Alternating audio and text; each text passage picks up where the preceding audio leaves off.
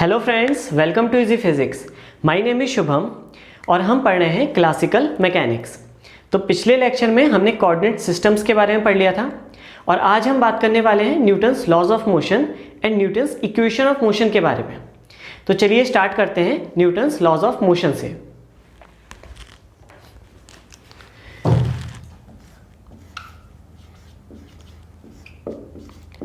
Newton's laws of motion. तो आप लोगों ने ऑलरेडी ये पढ़ रखे होंगे। हम इसके बारे में डिस्कशन करेंगे क्योंकि न्यूटन्स लॉज ऑफ मोशन से ही पूरी क्लासिकल मैकेनिक्स एक तरह से बनी हुई है। ठीक है, तो टोटल लॉज कितने होते हैं? 3 लॉ होते हैं। ठीक है, तो इसमें हम फर्स्ट और सेकंड लॉ को लगभग एक साथ डिफाइन करते हैं क्योंकि बेसिकली ये दोनों घूम फिर के एक ही बात कहते हैं। ठीक है, तो अगर हम कंसेप्चुअली देखें तो क्या है, इसमें मैं एक सिंपल सा स्टेटमेंट लिखता हूं, force is required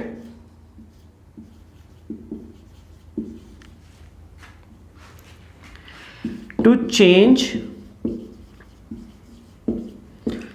the velocity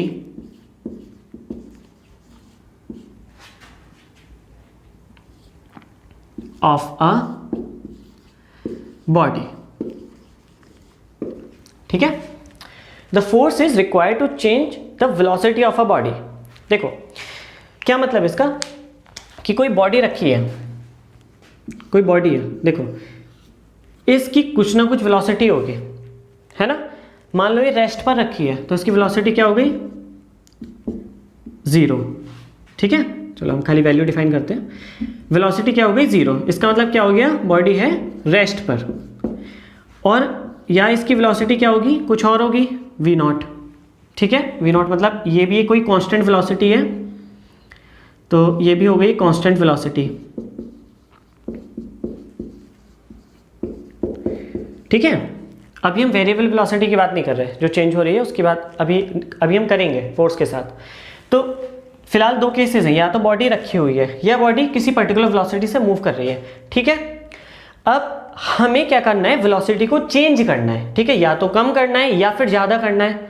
ठीक है, जैसे आप बॉल को ऐसे डालते हैं फर्श पर तो क्या होता है, थोड़ी देर चलने के बाद वो रुक जाती है। क्यों? उसकी वेलोसिटी धीरे धीरे कम हो गई। तो ऐसे ही हमें या तो वेलोसिटी को कम करना है इस बॉडी की या फिर बढ़ाना है। तो ये करने के लिए हमें क्या चाहिए? फोर्स। ठीक है, तो भाई ये तो कहता है न्यूटन फर्स्ट लॉ। एक तरह से न्यूटन फर्स्ट लॉ क्या कहता है कि अगर कोई बॉडी रेस्ट में है तो वो रेस्ट में ही रहेगी, या फिर कोई मूव कर रही है तो वो उस सेम अपनी स्टेट में रहेगी, मतलब सेम मोशन रखेगी जब तक कोई एक्सटर्नल फोर्स उस पर नहीं एक्ट करता है। ठीक है, अच्छा, अब ये जो एक्सटर्नल फोर्स जो होता है ये क्या काम कर रहा है? ये काम कर रहा है इसकी वेलोसिटी को चेंज करने का। ठीक है, तो जितना ज़्यादा फोर्स होगा उतनी ज़्यादा वेलोसिटी चेंज होगी, जितना कम फोर्स होगा उतनी वेलोसिटी कम चेंज होगी, और फोर्स 0 होगा तो वेलोसिटी चेंज नहीं होगी। तो यहाँ से हम कह सकते हैं force is directly proportional to change in velocity dv/dt। ठीक है, ओके। अच्छा चलो वापस से हम फर्स्ट लॉ के ऊपर बात करते हैं। तो उसमें हाँ फर्स्ट लॉ को एक और नाम है हमारा, चलो मैं यहाँ पर एक बार लिख देता हूँ, न्यूटन्स फर्स्ट लॉ। इसे क्या बोलते हैं? Law of inertia. Law of inertia भी बोलते हैं। इनर्शिया क्या होता है? इनर्शिया एक रेसिस्टिव प्रॉपर्टी है किसी भी बॉडी की, जो उसमें उसकी स्टेट को चेंज करने में रेसिस्ट करती है। ठीक है, मतलब अगर कोई यहाँ पे कोई बहुत भारी वेट रखा है कोई, तो अगर आप उसे मोशन में लाना चाहेंगे, ठीक है, अगर मैं फ्रिक्शन को इग्नोर कर दूं फिलहाल, मोशन में लाना चाहोगे तो आपको बहुत एफर्ट डालना पड़ेगा, अच्छा खासा फोर्स डालना पड़ेगा, ठीक है। और एक बार वो मोशन में आ गया तो उसे रोकना मुश्किल है। जैसे आप यहाँ पर एक क्या है 100 kg का कोई वेट है, ठीक है, और यहाँ पे क्या है मान लो 1 kg का है, और आप यहाँ नीचे खड़े हो, ठीक है। मैं आपसे कहता हूँ भैया आपको दोनों में से कोई एक कैच करना है, कौन सा कैच करोगे आप? कौन सा कैच करोगे? ये वाला कैच करोगे, सीधी सी बात है। क्यों कैच करोगे? एक्सेलरेशन तो दोनों का सेम होगा नीचे आएंगे तो, ठीक है। अगर दोनों रेस्ट से छोड़े गए तो आइडियल केस में फाइनल वेलोसिटी भी सेम होगी दोनों की, बट फिर भी क्यों? क्योंकि इसका इनर्शिया ज़्यादा है। इनर्शिया ज़्यादा है मतलब इसको जो इसकी फाइनल वेलोसिटी होगी, मान लो दोनों की वेलोसिटी 10 मीटर पर सेकेंड है, ठीक है, फाइनल इसकी भी 10 मीटर पर सेकेंड, तो इसकी वेलोसिटी को तो आप 10 मीटर पर सेकंड को आराम से जीरो कर लोगे, लेकिन इसको करना मुश्किल है। क्यों? इसका इनर्शिया ज़्यादा है, रेसिस्टिव फोर्स इसका ज़्यादा, मतलब जो ये रेसिस्ट करेगा मोशन को। देखो हम इसके मोशन को चेंज करने की कोशिश करेंगे, ये उस चेंज को रेसिस्ट करेगा, ठीक है। तो इसका क्या हो गया? इनर्शिया ज़्यादा हो गया। अच्छा, इनर्शिया हमारा किससे सीधा लिंक्ड होता है? मास से, ठीक है। तो जिस बॉडी का जितना ज़्यादा मास होगा उसका उतना ज़्यादा इनर्शिया होगा। मतलब यहाँ पर अगर ये दो ब्लॉक हैं, एक का मास ज़्यादा है और एक का मास कम है, तो अगर आप फोर्स लगाओगे तो ये मुश्किल से मूव करेगा और ये इजीली मूव कर जाएगा, ठीक है। मतलब कोई फ्रिक्शन नहीं है अभी, मान लो आपका, ऐसा नहीं है कोई फ्रिक्शन की वजह से कह रहा हूँ, कोई फ्रिक्शन नहीं है, तब भी ये आपका मुश्किल से मूव करेगा थोड़ा और ये इजीली मूव कर जाएगा, ठीक है, क्योंकि इसका इनर्शिया ज़्यादा है, ये रेसिस्ट करेगा आप अपनी स्टेट में चेंज होने को। अच्छा, यहाँ पर वर्ड आया है मास। मास क्या होता है? मास के ऊपर बात कर लेते हैं एक बार। मास क्या होता है? जनरली आपने पढ़ा होगा अमाउंट ऑफ मैटर, ठीक है, मतलब एक पर्टिकुलर एक इतनी जगह में कोई वॉल्यूम के अंदर जितना अमाउंट ऑफ मैटर होता है वो मास होता है। तो देखो बेसिकली ये डेफिनेशन आपकी एक तरह से ठीक है अगर आप फिलहाल अभी खाली यहीं पर अप्लाई करोगे, लेकिन देखो हम जैसे फिजिक्स पढ़ रहे हैं, भले ही हम अभी क्वेश्चन पे अप्रोच करेंगे या फिर एंट्रेंस की तैयारी कर रहे हैं, लेकिन आपको एक आइडिया होना चाहिए हर चीज़ का, ठीक है। तो बेसिकली मास क्या होता है आपको वो ठीक से पता होना चाहिए। अप्रॉक्सीमेशन हम उसकी भले ही लगा के बाद में यूज़ करते हैं अपने एग्जाम में, ठीक है, क्योंकि आपको जितना अच्छा चीज़ों का आइडिया होता जाएगा अभी से आगे, जब उतना हम नेक्स्ट टर्म आती जाएंगे, जब हम और किसी चीज़ में जाएंगे, रिलेटिविटी में जाएंगे, कहीं भी जाएंगे, तो आपको फिर वो एकदम से नए सब्जेक्ट्स नहीं लगेंगे, डिफिकल्टी नहीं होगी वहाँ पे, ठीक है। इसलिए अंडरस्टैंडिंग अभी से डेवलप करके रखो। अच्छा, मास क्या होता है? कॉमन मिसकंसेप्शन है कि mass is an amount of matter, ठीक है, अमाउंट ऑफ मैटर होता है, लेकिन ये मास नहीं होता है। मास एक्चुअल में क्या होता है? अगर मैं अमाउंट ऑफ मैटर को लिखूं एम नॉट, ये हो गया amount of matter present in it, plus total energy of that body, total energy of the body upon c square, ये होता है टोटल मास किसी भी बॉडी का, ठीक है। तो कई डेफिनेशंस होती हैं, mass is a form of energy, ठीक है। रुको देखो ये आज आप क्लियर करो, ये स्टेटमेंट है मास इज अ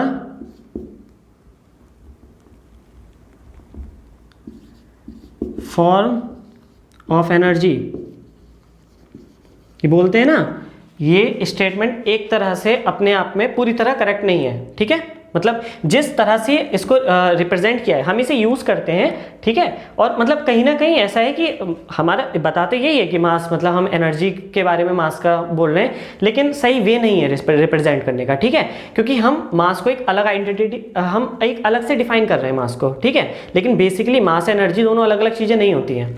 तो mass is a form of energy कहना ठीक नहीं है, ये वाला स्टेटमेंट कहना हम पूरी तरह करेक्ट नहीं है, ठीक है। या फिर हम कई स्टेटमेंट कहते हैं mass is converted to the energy, बोलते हैं ना, मास इज कन्वर्टेड या can be converted to the energy, ये स्टेटमेंट भी हमारा पूरी तरह ठीक नहीं है, ठीक है। तो इस तरह से जो भी स्टेटमेंट्स होते हैं वो बस इस सब को हम थोड़ा सा ठीक से समझने के लिए ये सब हम बातें करते हैं, लेकिन एक्चुअल में मास क्या होता है? मास होता है amount of matter plus total energy of that mass upon c square. अच्छा, टोटल एनर्जी क्या है? टोटल एनर्जी है कि अगर ये आपका इस बॉडी की बात कर रहे हो, तो इस बॉडी की अपने आप में टोटल कुछ ना कुछ काइनेटिक एनर्जी होगी और इसकी कोई ना कोई पोटेंशियल एनर्जी होगी, तो ये मिला के इसकी बनाएंगे टोटल एनर्जी। ठीक है, देखो बाकी और कोई भी एनर्जी हो सकती है, जैसे थर्मल एनर्जी होगी या फिर कोई भी, तो वो सब भी कुल मिला के काइनेटिक एनर्जी पोटेंशियल एनर्जी के अंदर आ जाती है। ठीक है, तो उसके अंदर की total kinetic energy, total potential energy, इससे मिला के जो टोटल एनर्जी बनेगी वो है ये एनर्जी। ठीक है, अपॉन सी स्क्वायर। तो बेसिकली मास क्या हो गया हमारा, m is equal to m not plus m कुछ एक्स्ट्रा मास, ये कुछ एक्स्ट्रा मास आ जाता है हमारा। अच्छा, हम इसको क्यों इग्नोर कर देते हैं, मतलब हम क्यों कहते हैं कि mass is the amount of matter करके और वैसे ही हम लेके चलते हैं। हम इसलिए इग्नोर कर देते हैं कि ये वाली जो टर्म आती है ना, ये बहुत छोटी होती है, नेग्लिजिबल होती है। देखो अपॉन में सी स्क्वायर है, सी स्क्वायर का क्या मतलब है, सी स्क्वायर का मतलब है 10⁻16। ठीक है, तो इसलिए हमारा ये क्या होता है कि और ये 9 और आ जाता है, लगभग 17 ही हो जाती है अप्रॉक्सीमेटली। ठीक है, तो हमारा क्या होता है, ये एक्स्ट्रा टर्म जो आती है बहुत छोटी होती है, इसलिए लगभग इग्नोर कर देते हैं। लेकिन देखो ये, अच्छा इग्नोर कर देते हैं, लेकिन फिर भी मैं क्यों बात कर रहा हूँ इसकी, देखो यहाँ से आप एक अच्छी चीज़ समझ सकते हो। इसे हटा देता हूँ मैं। जैसे हम बात करते हैं हाइड्रोजन एटम की, तो हाइड्रोजन एटम का जो टोटल मास होता है, ठीक है, जो अमाउंट ऑफ मैटर होता है उसकी अगर मैं बात करूं, तो अगर उसे मैं mh लिखूं, तो हाइड्रोजन एटम के अंदर क्या होता है, हाइड्रोजन एटम के अंदर एक प्रोटॉन और एक इलेक्ट्रॉन होता है। ठीक है, एक इलेक्ट्रॉन होता है। तो जो टोटल मास है ये बेसिकली इक्वल होना चाहिए था mass of proton plus mass of neutron के। ठीक है, लेकिन ये छोटा होता है, आप सब जानते हो, जो टोटल मास ऑफ हाइड्रोजन होता है वो छोटा होता है, कम होता है इससे। देखो टोटल मास का क्या मतलब है, इस हाइड्रोजन एटम का मास प्लस जो टोटल मास, मैं कैपिटल एम से डिनोट कर देता हूँ, ये होगा मास, मतलब ये mh प्लस एक्स्ट्रा टर्म क्या आएगी, टोटल एनर्जी। टोटल एनर्जी क्या होगी, पूरे सिस्टम की potential energy plus kinetic energy. ठीक है, अच्छा आप क्या होगी, ये तो हम ऐड कर रहे हैं, तो क्या बोलते हैं, सॉरी मास ऑफ हाइड्रोजन, ये तो मैं वो ले रहा हूँ ना रिड्यूस्ड। बेसिकली इसके अंदर क्या क्या है, इसके अंदर है ये है मास ऑफ प्रोटॉन है और मास ऑफ इलेक्ट्रॉन है, मास ऑफ इलेक्ट्रॉन है प्लस ये है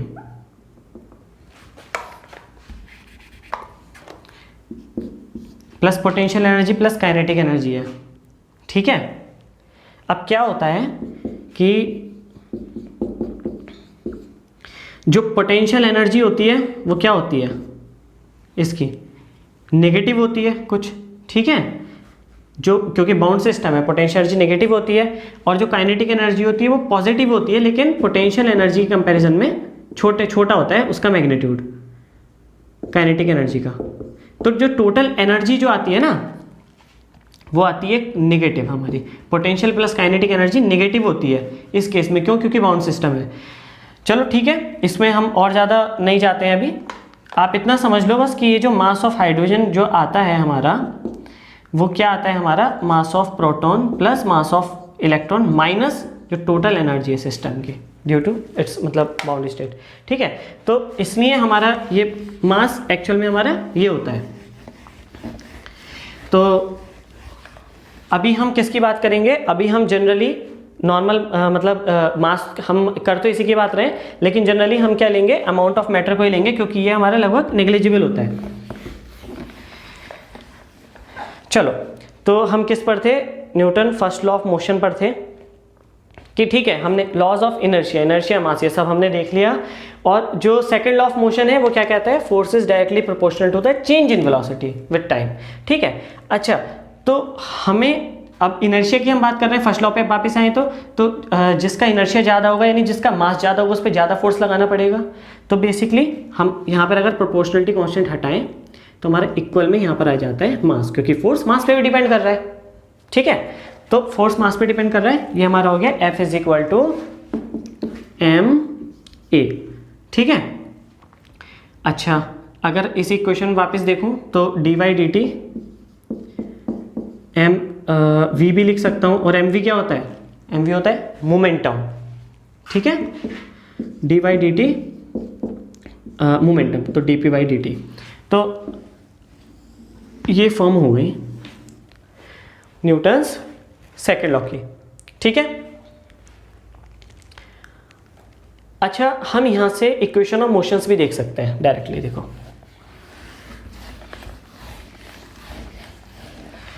अगर मैं क्या काम करता हूँ, यहाँ पर इसे उठाता हूँ,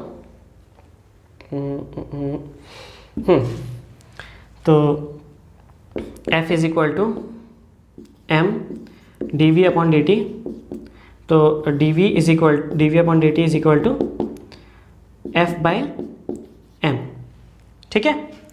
एंड तो D we upon D T यहाँ से उसको उधर ले जाते हैं डी वी को, तो D we is equal to F by M D T, and इसका इंटीग्रेशन कर देते हैं, तो क्या आएगा, v is equal to F by M T plus C, ठीक है, टी प्लस सी। अच्छा चलो, अगर इसमें हम बाउंड्री कंडीशन लगा के देखें, तो अगर हम देखें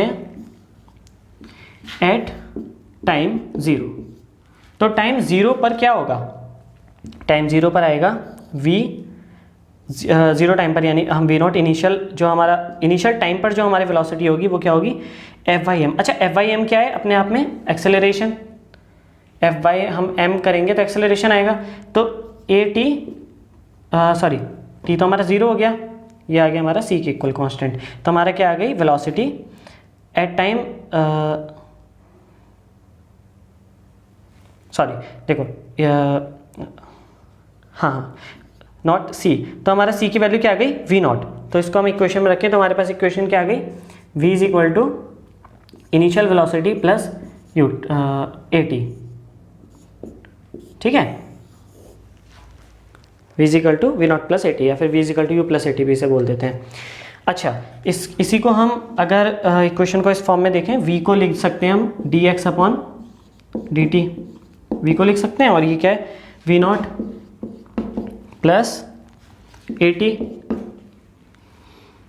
अच्छा, डी टी को उधर ले जाते हैं, तो d x is equal to क्या हो गया, v not plus a t into d t, integration लगा दें,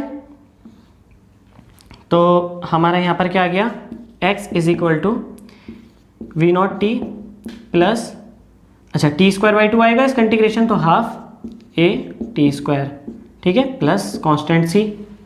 अच्छा, फिर से अगर हम एट टाइम टी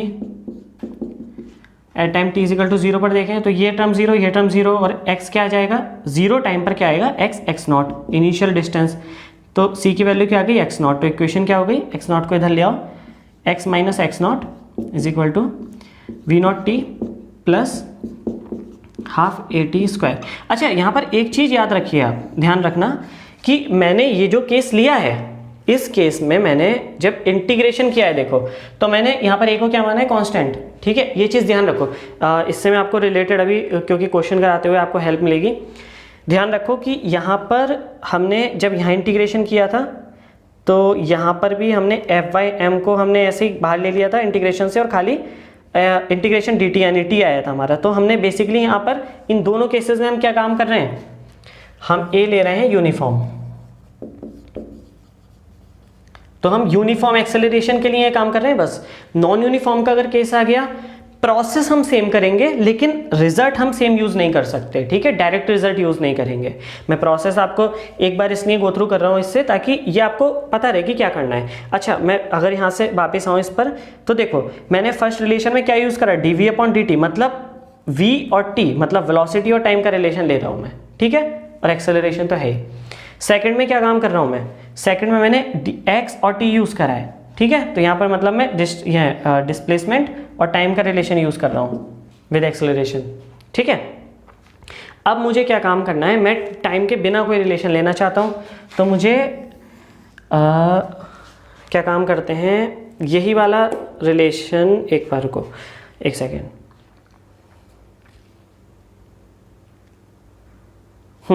यही रिलेशन उठाते हैं हम वापस से, dv अपॉन dt।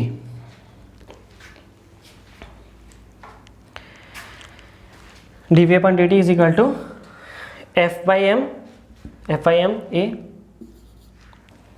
ए लिख लिया।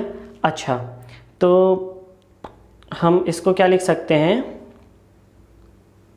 dv अपॉन dt को हम लेना चाह रहे हैं v एंड डिस्प्लेसमेंट, यानी v और x के अंदर रिलेशन लेना चाह रहे हैं। तो v और x के टर्म्स में हमें इसे चेंज करना है, तो हम इसे क्या लिखेंगे, dv अपॉन dt को dv अपॉन dx और dx अपॉन dt लिख सकते हैं। dv अपॉन dt, देखो ये इंपॉर्टेंट रिलेशन है, ये आपको क्वेश्चंस करने में काम आएगा, ठीक है। ये आपको सिंपली लग रहा होगा कि मैं इक्वेशन ऑफ मोशन ड्राइव करके दिखा रहा हूँ, ऐसा नहीं है। मैं आपको प्रोसेस से गो थ्रू करा रहा हूँ कि यूनिफॉर्म एक्सेलरेशन के लिए आप डायरेक्टली रिजल्ट्स यूज़ कर सकते हो, लेकिन अगर नॉन यूनिफॉर्म का केस आ गया और आपको सेम रिजल्ट यूज़ नहीं कर पा रहे हो, तो आप सेम रिजल्ट का प्रोसेस यूज़ कर सकते हो, ठीक है। देखेंगे, इसे करते ही क्वेश्चन देखते हैं अभी। तो dv upon dt is equal ये a, और हम dv अपॉन dt को क्या लिख दिया, dv अपॉन dx और dx upon dt is equal to a, ठीक है। और हमारा dx अपॉन dt क्या हो गया, v। तो v dv upon dt is equal to a, ठीक है।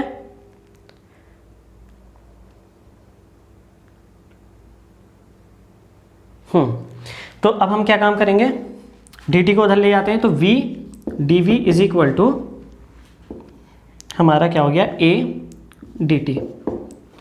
अच्छा ठीक है, तो आप दोनों में से कोई भी तरीका फॉलो कर सकते हो, या तो कांस्टेंट ये प्लस c करके कर लो, या फिर आप लिमिट लगा के कर लो इसको, ठीक है, डेफिनेट या इनडेफिनेट कुछ भी। तो हमने इंटीग्रेशन किया, तो यहाँ पर क्या आ जाएगा, चलो हम लिमिट लेके कर लेते हैं इस बार। v नॉट से हम फाइनल वेलोसिटी तक जा रहे हैं, ठीक है, फाइनल वेलोसिटी v तक, 0 से t टाइम तक। तो हमारा क्या आ जाएगा, integration v square by 2 v not से v is equal to a t, ठीक है। और ये लिमिट रखेंगे, क्या आ जाएगा, सॉरी एक गलती कर दी, dv अपॉन dx है यहाँ पर, dt ले लिया गलती से, dv अपॉन dx, तो इधर dx जाएगा और x है, तो किसी इनिशियल डिस्टेंस जो भी हम x नॉट कहीं से भी स्टार्ट कर रहे हैं, फाइनल x तक अगर ये जा रहा है, तो हमारा क्या आ जाएगा, x minus x not, okay. Limit रखेंगे, क्या आएगा, half v square minus v not square is equal to a, और ये टोटल डिस्प्लेसमेंट को s लिख लेते हैं, तो v square minus v not square is equal to 2as, ठीक है।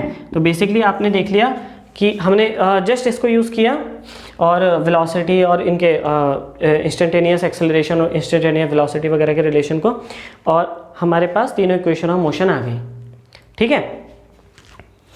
तो चलो एक दो पहले सिंपल केस इसके देख लेते हैं, फिर हम देखेंगे कि ये तो हमारा यूनिफॉर्म एक्सेलरेशन का केस है। नॉन यूनिफॉर्म एक्सेलरेशन का केस होगा तो हम क्या काम करते हैं। तो एक एग्जांपल लेते हैं, छोटा सा ही है।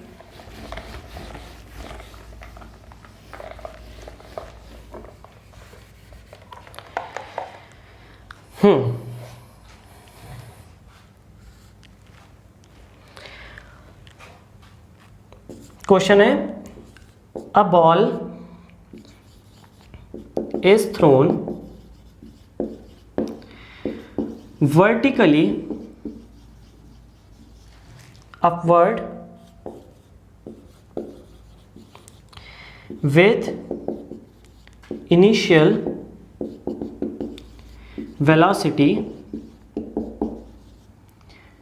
v naught. Okay, find the total time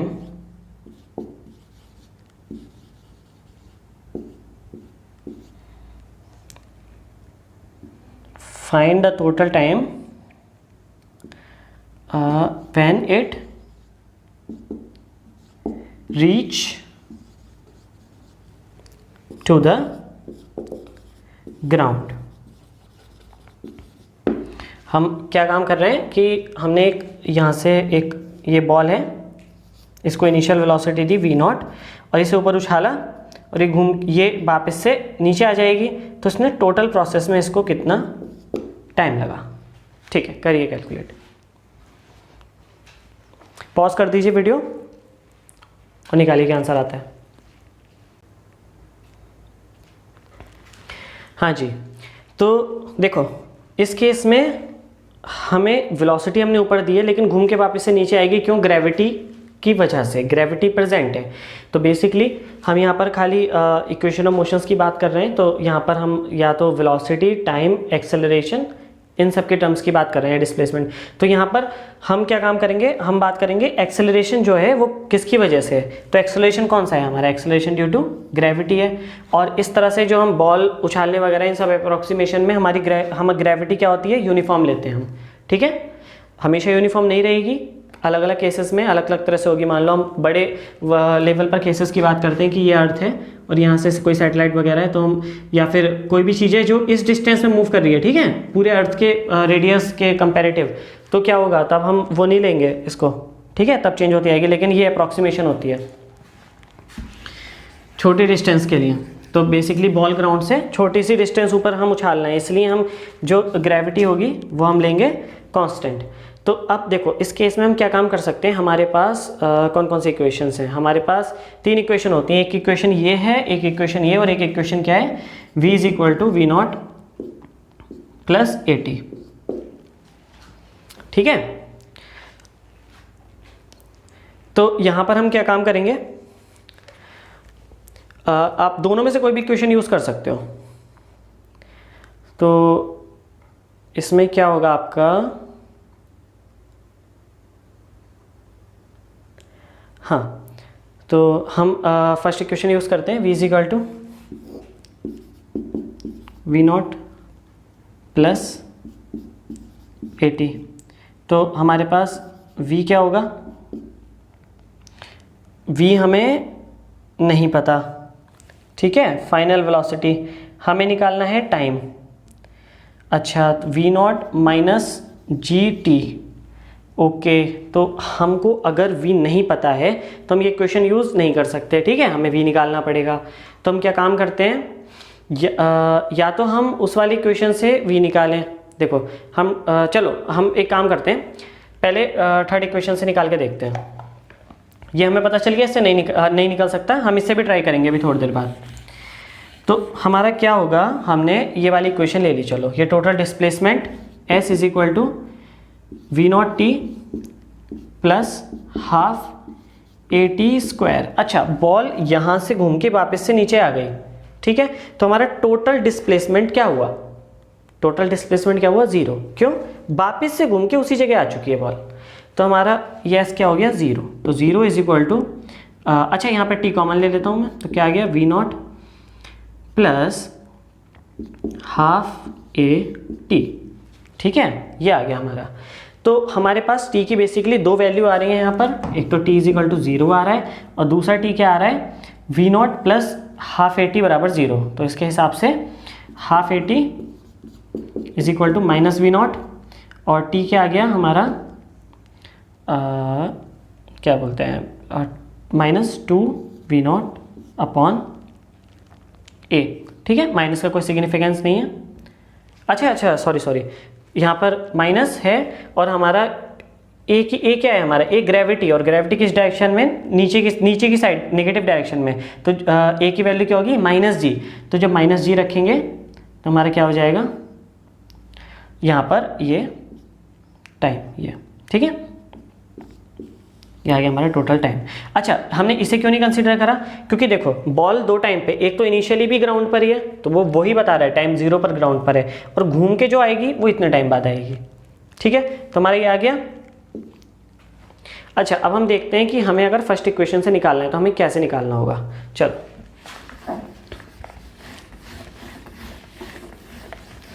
first equation से हम कैसे निकालेंगे, तो फर्स्ट इक्वेशन से v is equal to v not plus AT, और हमारे पास t क्या है,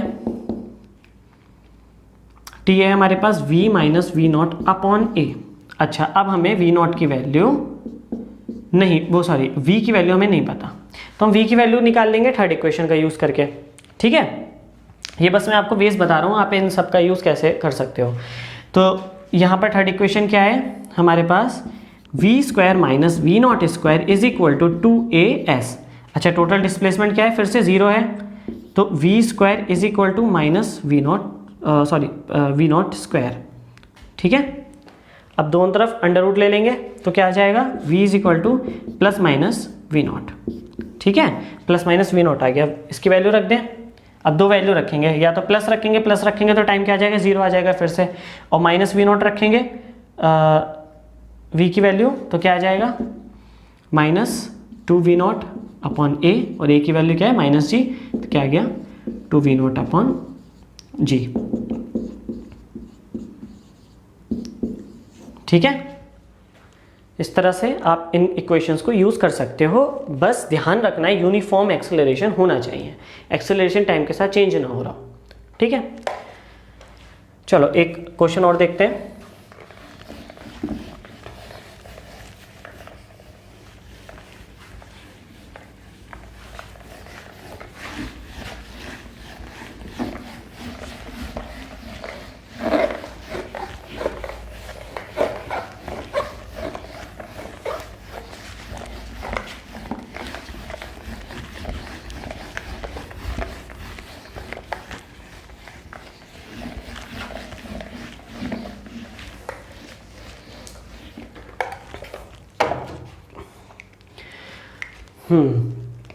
एक क्वेश्चन है कि एक ब्लॉग है, ठीक है, ये हमारा क्या है एल लेंथ का है, इसके ऊपर ये हमारा एक और ऑब्जेक्ट रखा है। ठीक है, कुछ भी लेंथ है इसकी। अब इस पर हम एक्सेलरेशन अप्लाई करना शुरू करते हैं आगे की डायरेक्शन में। ठीक है, कोई भी हम फोर्स अप्लाई करते हैं इस पर और हम आगे की डायरेक्शन में इस पर एक्सेलरेशन हम लगाते हैं। तो अब आप बताना है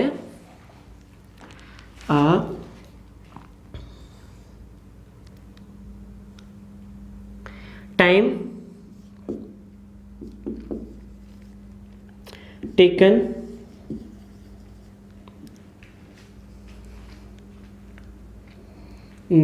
इसे हम ऑब्जेक्ट 1 कहते हैं, इसे 2 कहते हैं। Time taken by object 2 for complete separation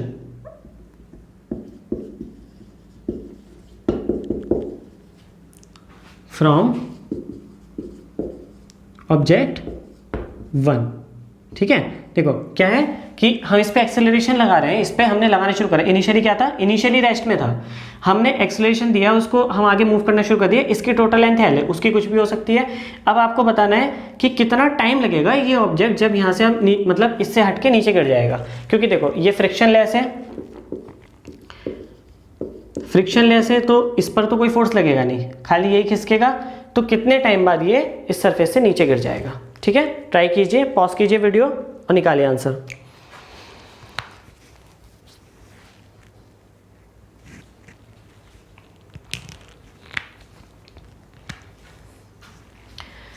देखिए, जो हमारा पहला वाला ऑब्जेक्ट है ये आगे मूव करना स्टार्ट करेगा, और जो हमारा ऊपर वाला ऑब्जेक्ट है वो रेस्ट में रहेगा, क्योंकि ऊपर वाले ऑब्जेक्ट पे हम कोई फोर्स नहीं लगा रहे हैं। हम जो एक्सेलरेशन दे रहे हैं, जो फोर्स लगा रहे हैं वो इस ऑब्जेक्ट को दे रहे हैं, तो वो तो वहीं रहेगा ऊपर वाला। अब ये सेपरेट कब होते हैं डिपेंड करेगा ये वाला ऑब्जेक्ट इस ऑब्जेक्ट से पूरी तरह बाहर कब आ जाता है। मतलब सेपरेशन की क्या कंडीशन होगी, जब हमारा ऊपर वाला ऑब्जेक्ट तो हमारा वहाँ का वहीं है और नीचे वाला ऑब्जेक्ट हमारा इस जगह पहुँच चुका है। ठीक है, तभी तो वो गिरेगा। तो बेसिकली इस वाले पॉइंट से अगर आप देखें, यहाँ से हमारा ये वाला ऑब्जेक्ट यहाँ से लेके मतलब इस वाली वॉल से लेके इस ऑब्जेक्ट की इस वाले पॉइंट तक आ गया है। तो टोटल लेंथ हमारी कितनी चली, L, यानी ये वाला ऑब्जेक्ट L लेंथ डिस्प्लेस हुआ है। ठीक है, ठीक है, मान लीजिए पूरा ये ऑब्जेक्ट ये था इस तरह से, तो ये ऐसे मूव करके यहाँ पर आ गया पूरा, तो इसने अपनी खुद की पूरी लेंथ ट्रेवल कर ली। तो हम इसमें इक्वेशन लगा सकते हैं s is equal to u t plus half a t square. ठीक है, हम v is equal to u plus a t नहीं लगा रहे हैं, क्यों? क्योंकि हमें वेलोसिटी के बारे में कोई नॉलेज नहीं है। और v square is equal to u square plus 2as हम नहीं लगा रहे हैं, क्योंकि हमें यहाँ इसमें टाइम नहीं है। ठीक है, तो हम ये इक्वेशन लगाते हैं। तो s क्या है l, u क्या है 0 और यहाँ पर हाफ ए टी स्क्वायर। तो सीधा सीधा हमारा t क्या हो गया 2l upon a under root. ठीक है, चलो अब हम एक क्वेश्चन देखते हैं। अच्छा क्वेश्चन है।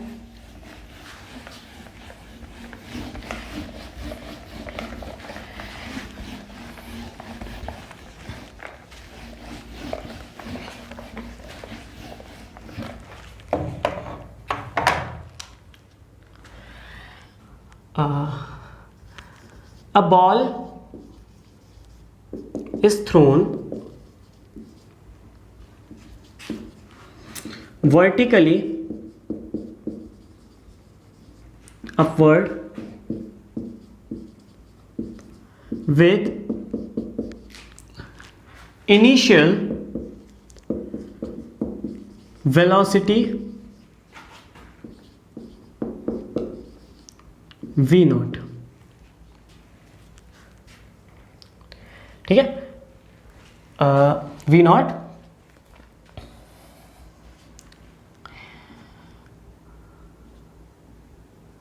a resistive force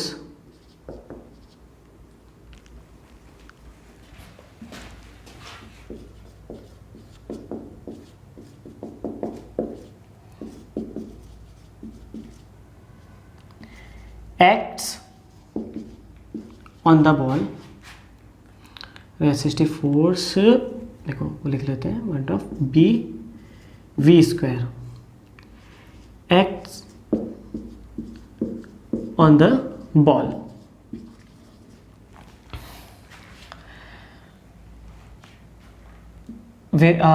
Here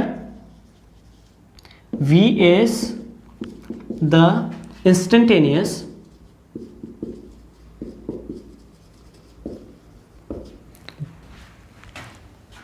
velocity of ball।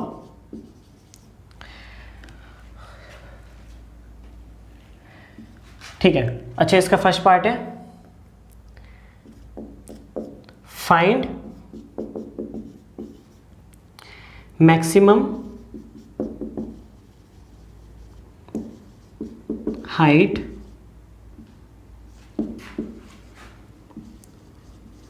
reached by the ball। ठीक है, एंड सेकंड पार्ट है final velocity of the ball when it comes to the ground।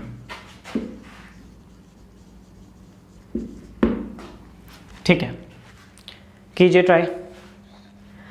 अच्छा यहां पर मैं एक चीज डिफाइन करना भूल गया, a ball of unit mass.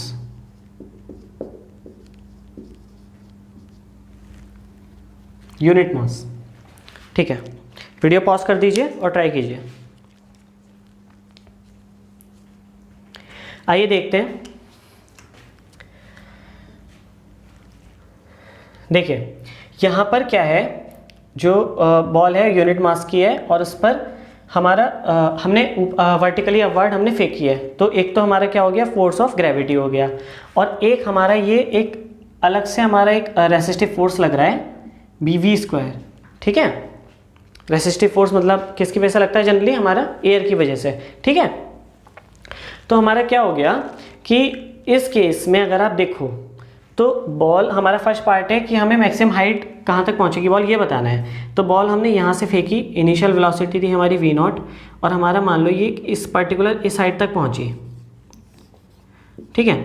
A side पे पहुंचने के लिए हम क्या काम करेंगे, इस पर देखेंगे कि टोटल हमारा फोर्सेस कैसे काम कर रहे हैं। अच्छा, फोर्स को जब भी आपको फोर्स की इक्वेशन लिखनी हो तो एक चीज़ आप बिल्कुल फिक्स कर लो, कोई कंफ्यूजन मत रखो अपना, बस ये समझ लो कि जो भी ऑब्जेक्ट है उसका मोशन जिस डायरेक्शन में हो रहा है, ठीक है, आप उसको पॉजिटिव लेके चलो। ठीक है, किसी ऑब्जेक्ट का मोशन जिस डायरेक्शन में हो रहा है, तो आपका इसका मोशन ऊपर की तरफ हो रहा है। ठीक है, तो इस पर नेट फोर्स ऊपर की तरफ कुछ ना कुछ लगा होगा भाई, तभी ऊपर की तरफ हो रहा है ये मोशन, ऊपर की तरफ कुछ ना कुछ फोर्स लग रहा है, तो ऊपर तो जा रही है।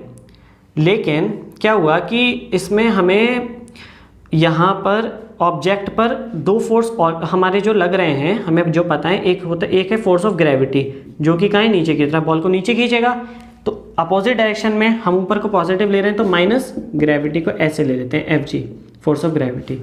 और दूसरा फोर्स क्या है, दूसरा है हमारा ये वाला रेसिस्टिव फोर्स। अच्छा, ये हमेशा मोशन के अपोजिट डायरेक्शन में लगता है। जैसे आप अपना हाथ हिलाओ, ऐसे आप इधर हिलाओगे तो आपको हवा पीछे आपका हाथ ले जाने की कोशिश करेगी, ऐसे हिलाओगे तो इधर ले जाने की कोशिश करेगी। ठीक है, हमेशा जो एयर रेसिस्टेंस होता है वो अपोज करता है मोशन का। तो यहाँ पर ऊपर जाएगा तो वो फोर्स नीचे लगेगा, तो माइनस एफ, ये रेसिस्टिव फोर्स। ठीक है, तो जो टोटल जो हमारा फोर्स होता है उसको हम क्या लिख सकते हैं, मास इंटू एक्सेलरेशन,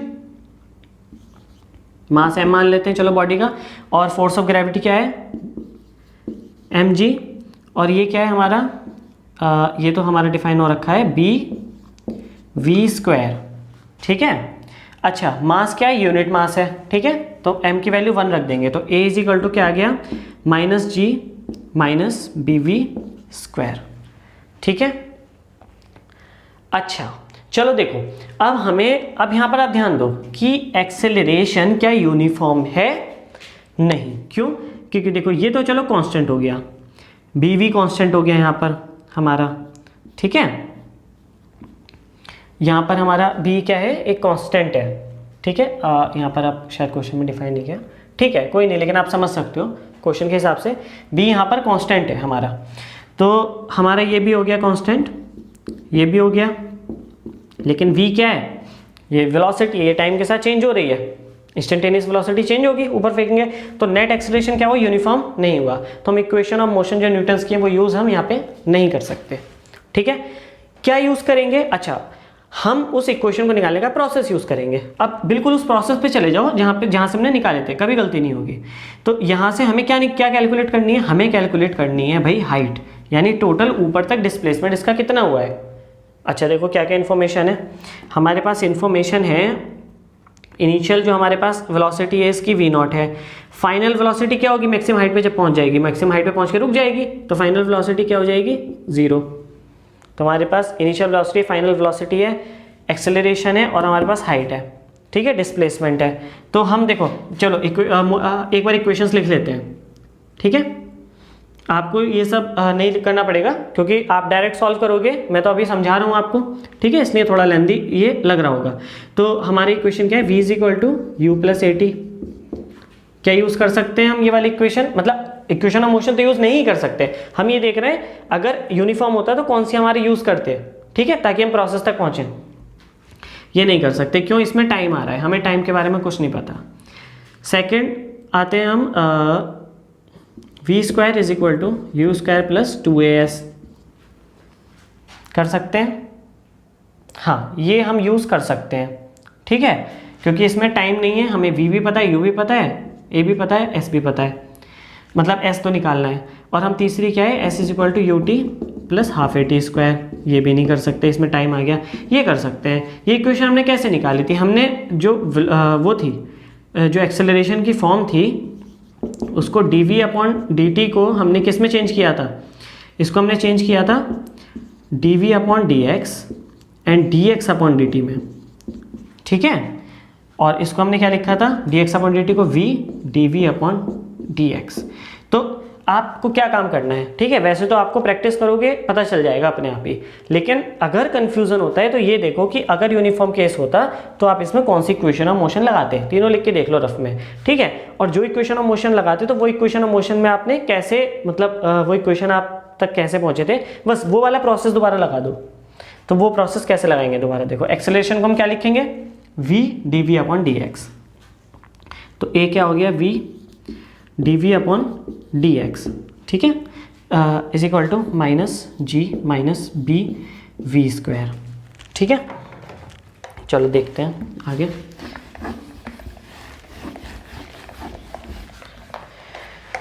हाँ जी, तो इसमें क्या है, अच्छा v के टर्म्स को इधर ले आते हैं, x को उधर पहुंचा देते हैं, तो हमारा क्या आ गया v upon minus g plus v v square is equal to d x, ठीक है। क्या काम करो यहाँ पर, अच्छा डी वी, क्या काम करो, इंटीग्रेशन लगा दें, चलो इंटीग्रेशन लगा देते हैं, चलो माइनस साइन भी इधर ही लिख लेते हैं, अजीब सा लग रहा है। इंटीग्रेशन लगा दिया हमने दोनों तरफ, इंटीग्रेशन, अच्छा इसमें क्या एलिमेंट है, डी वी, तो यानी वेलोसिटी का एलिमेंट है, वेलोसिटी की यहाँ पे लिमिट्स आएंगी। वेलोसिटी की लिमिट्स क्या होगी, वी इनिशियल से लेके वी फाइनल तक, तो वी इनिशियल क्या थी हमारी वी नॉट, और वी फाइनल था हमारा 0, ठीक है। और x इनिशियल 0 से हमने h हाइट तक जा रहे हैं, तो h लेंगे लिमिट, ठीक है, h हाइट तक जा रहे हैं, तो हमारा यहाँ से क्या आ जाएगा, अच्छा g plus b v square, इसके लिए हम क्या काम करेंगे, इसको कोई एलिमेंट मान लो आप, g plus b v square को हमने मान लिया कुछ भी r मान लिया, चलो, तो b two v d we is equal to d r, और अच्छा यहाँ पर देखो वी डी वी तो है ही हमारे पास, तो वी डी वी को इधर छोड़ देते हैं, v d we is equal to 1/2b into d r, 2b into d r, ठीक है। तो चलो हम एक काम करते हैं, लिमिट, चलो लिमिट अभी करते हैं चेंज आराम से, ये क्या आ गया आपका 1/2b, और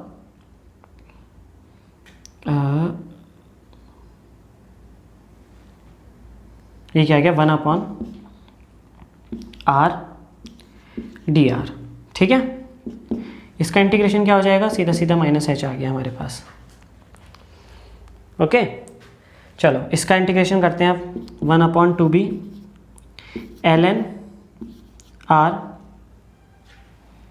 लिमिट्स आएंगी is equal to minus h, okay. अब ln r की जगह r की वैल्यू रख देते हैं, तो 1/2b ln r की वैल्यू रख दी हमने g plus b v square, और इसकी लिमिट्स क्या है, v नॉट से लेके 0, ठीक है,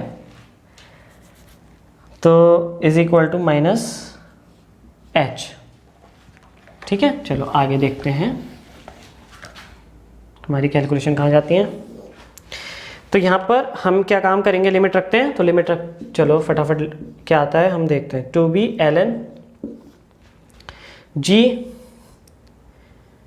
अच्छा v की जगह 0, तो 0 हो गया, खाली बचा g, minus ln g plus b v not square is equal to minus के h, ठीक है।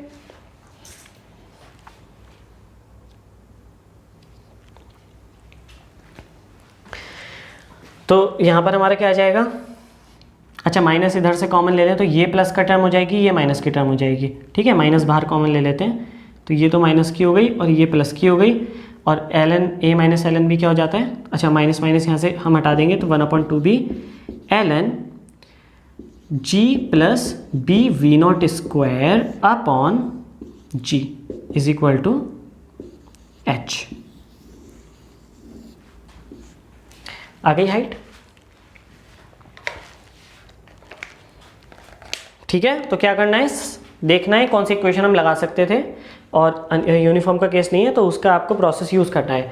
जब आप प्रैक्टिस करेंगे इस चीज़ की, ये मैं किसके लिए बता रहा हूँ, उनके लिए बता रहा हूँ जिनको कन्फ्यूज़न होता है कि हम अचानक से हम क्या यूज़ करें, ठीक है।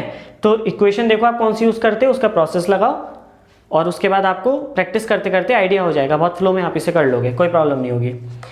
चलो हमारा पहला पार्ट हो गया maximum height reach by the ball, हमें पता चल गई भाई इतनी हाइट तक बॉल जाएगी। तो चलिए अब दूसरा केस देखते हैं यहाँ पर हमें निकालनी है final velocity of the ball when it comes to the ground. मतलब हमारे पास बॉल यहाँ से पहले ऊपर गई हाइट h पर, जो हमने निकाल ली, ठीक है। अब हमें निकालना है बॉल यहाँ से ऊपर से, क्योंकि देखो फाइनल वेलोसिटी यहाँ पर क्या हो गई थी 0, ये यहाँ से जा रही है अब यहाँ पर, ठीक है, नीचे यहाँ से नीचे पहुँच रही है। तो अब आप इसको एक अलग केस मान लो, ठीक है, मतलब इस केस को सेपरेट कर दो। अब हमारे पास बस ये केस है कि भाई h हाइट पर हमारी बॉल है इनिशियली, और क्या है इनिशियली वेलोसिटी यहाँ की इनिशियली 0 है, ठीक है, क्योंकि हम इसको अलग केस ले रहे हैं, इनिशियली 0 है और फाइनली किसी पॉइंट पे पहुंचेगी। तो फाइनल वेलोसिटी बतानी है, हमें h पता है और हमें एक्सेलरेशन भी पता है क्या है, ठीक है।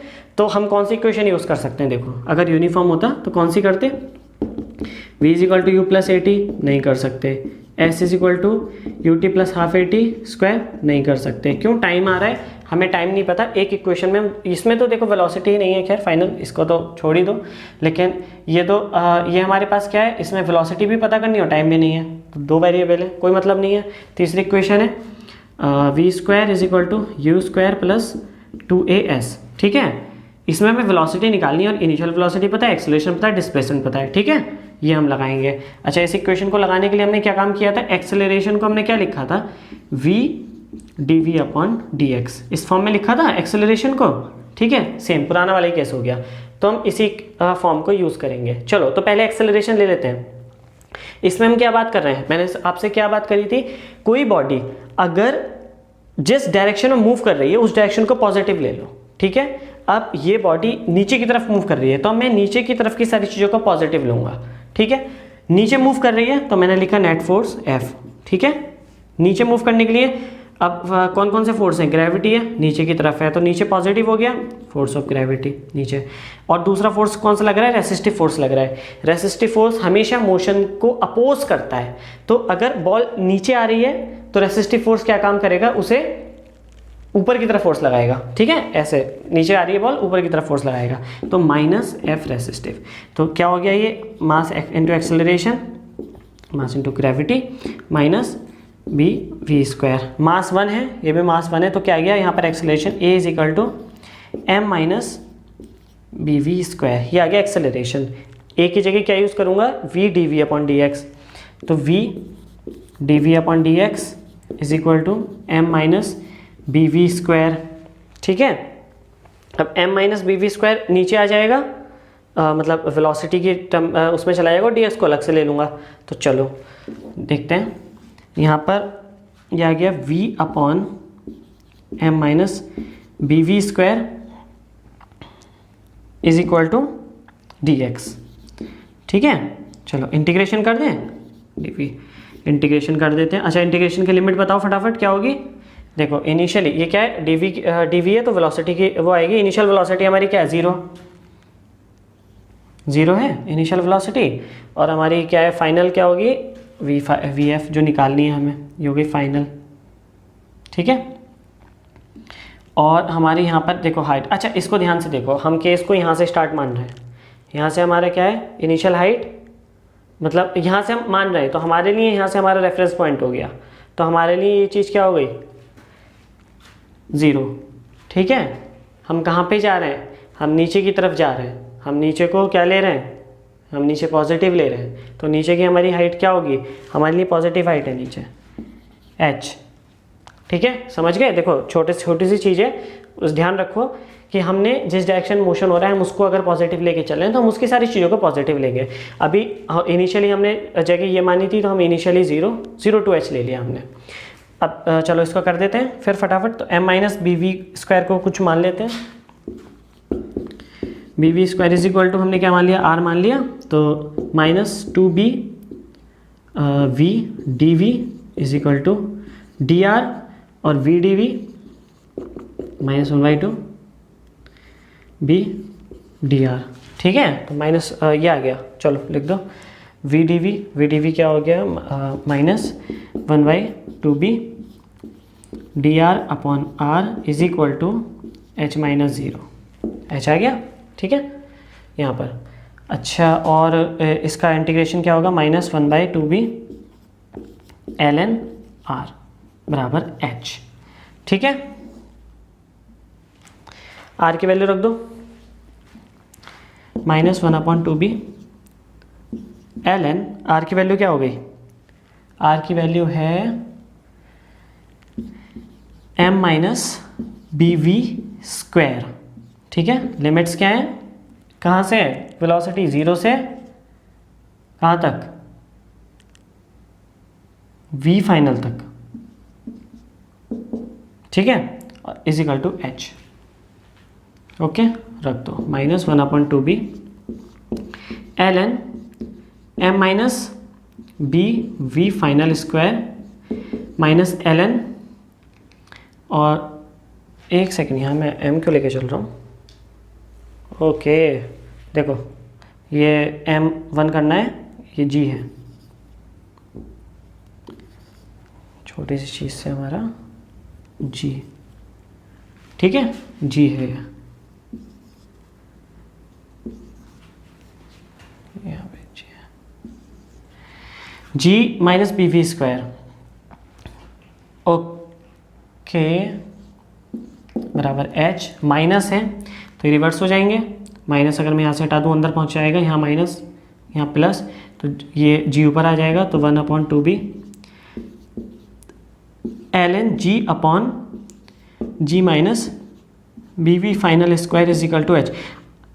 अच्छा देखो एक चीज़ देखो, यहाँ पर अगर हम इसका एंटी लॉग लें, फिर एक्सपोनेंशियल टर्म में पहुँचाएं, v फाइनल यहाँ से निकालें, फिर हमें उसके अंदर h की वैल्यू रखनी पड़ेगी। क्यों? क्योंकि h तो हमने वेरिएबल माना है ना, h को हम आंसर में यूज़ थोड़ी कर सकते हैं, तो हमें h को एलिमिनेट करना है। तो हमारे पास सिंपलेस्ट फॉर्म है, इधर h की वैल्यू इधर h की वैल्यू, दोनों को इक्विवेलेंट कर देते हैं। ठीक है, बिल्कुल सिंपलेस्ट फॉर्म है, इन दोनों को इक्विवेलेंट कर दो भाई, तो ये इक्वेशन इसके बराबर हो गई। ठीक है, तो हम इसको बराबर लिख सकते हैं किसके, 1/2b ln g plus bv0² upon g। ठीक है, इसके लिख सकते हैं इक्विवेलेंट, 2b से 2b हमारा कैंसिल हो गया, हमारे पास क्या बचा, ln दिस बराबर ln दिस। ठीक है, तो हम ln को हटा दें, सीधा लिख दें डायरेक्ट, तो डायरेक्ट क्या आ गया हमारा, g अपॉन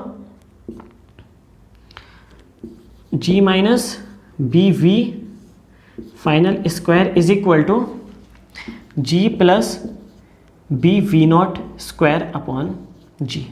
हमें क्या निकालनी है, इसकी वैल्यू निकालनी है v।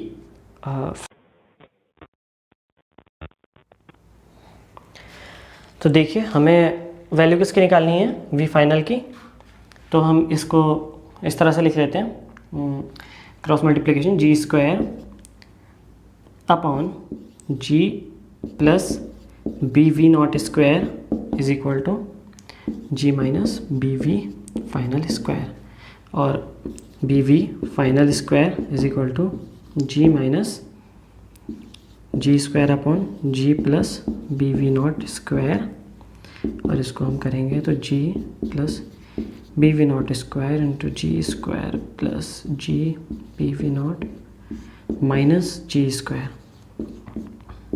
ठीक है, bv फाइनल स्क्वायर। ओके, ये हो गया, ऊपर क्या बचा, g bv0, b से b कैंसिल कर दूँ, b से b कैंसिल हो जाएगा, और v फाइनल क्या बचा, v फाइनल बचा हमारा g v0² upon g plus bv0²। Okay, g से पूरी इक्वेशन को डिवाइड कर देते हैं, ये आएगा v final square is equal to v0² upon 1 plus bv0² upon g। ठीक है, अंडर रूट ले लेते हैं, तो v final is equal to v0 upon 1 plus under root 1 plus bv0² upon g। ठीक है, तो हमारे पास दोनों रिजल्ट आ गए। फर्स्ट का रिजल्ट ये है, हाइट एंड फाइनल वेलोसिटी हमारे पास आ गई ये। तो चलिए आज हमने इतना देखा, और इससे आगे हम नेक्स्ट लेक्चर में देखेंगे न्यूटन थर्ड लॉ को डिस्कस करेंगे, और उसके साथ ही क्वेश्चन प्रैक्टिस करेंगे इसकी। ठीक है, तो आज का लेक्चर हम यही ख़त्म करते हैं। Thanks for watching this video, और अगर वीडियो अच्छी लगी है तो लाइक कीजिए और शेयर कीजिए, ज़्यादा से ज़्यादा स्टूडेंट्स को कनेक्ट कीजिए साथ में। And thanks for watching easy physics.